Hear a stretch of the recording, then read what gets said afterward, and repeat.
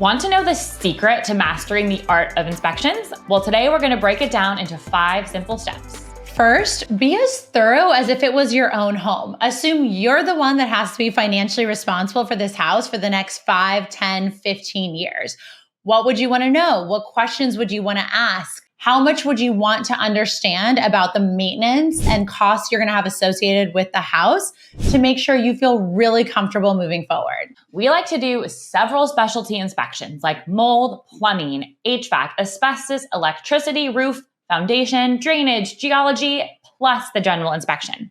Again, you want your client to feel so comfortable and informed about anything and everything going on with this house. Next, be present at inspection so you can ask questions in person, physically see any issues that are brought up, and schedule any follow-up inspections that are needed immediately. We always record verbal updates from inspectors at the property so that we can go back and listen to them over and over if we have questions.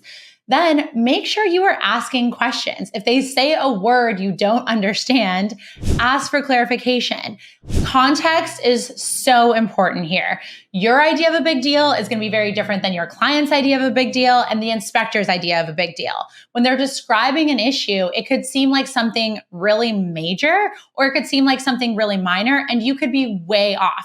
So asking, how long is an issue going to take to fix? How much is it going to cost? How common is it? Are all really, really important questions so that you can really figure out the importance of something that's happening. Again, don't be scared to ask questions. You're not an expert in all of these things. You're not expected to know what certain words mean, but you are expected to be able to convey that information to your clients and help them make sure they understand what's going on. If you don't know what something means, your client definitely doesn't. So they're probably going to be super grateful that you are effectively guiding them through this conversation. Next, once you get the written report, always call the inspector and go through it with them before you go over it with your clients. There can often be a discrepancy between the way they communicated something at the property and something in the report. I can't tell you how many times we've been surprised by something minor to see it on a report for $10,000. So always review the report first, make sure you're really clear on everything, then go over it with your client again and introduce them again to the inspector so they can go back and forth with any questions. We always manage expectations until we see the written report to make sure that people aren't totally shocked by something major. Nothing feels worse than a client bringing up something that was mentioned on the written report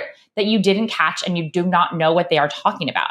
Get ahead of this by thoroughly reading it through before sending it to them. If anything comes up that wasn't mentioned in the verbal report that you have questions about, call the inspector first. Get ahead of it. Then give them a call so you can effectively communicate any nuances of that issue to your client. Even with all of these specialty inspections, there may still be miscellaneous items on the general report or even other reports that weren't quoted. So you want to make sure to get estimates for anything that's missing a number. Have a roster of contractors that will help you out in these situations.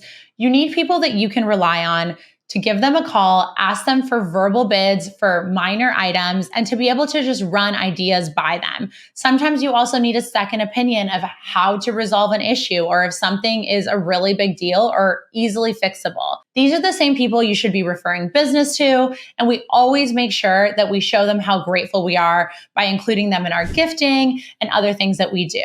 Most of the time, people don't treat these people that well, so they're going to be so appreciative of you understanding how grateful you are for everything that they do for you. They also are going to be the people who can get you out of a pickle if you do need an emergency repair or something handled at a property right away. Lastly, we keep a Dropbox folder throughout the whole transaction with all of the verbal recordings, all of the reports, and any other invoices or documents that come up during the inspection process. We give our clients access to it immediately so that they can have real-time access to all of these documents.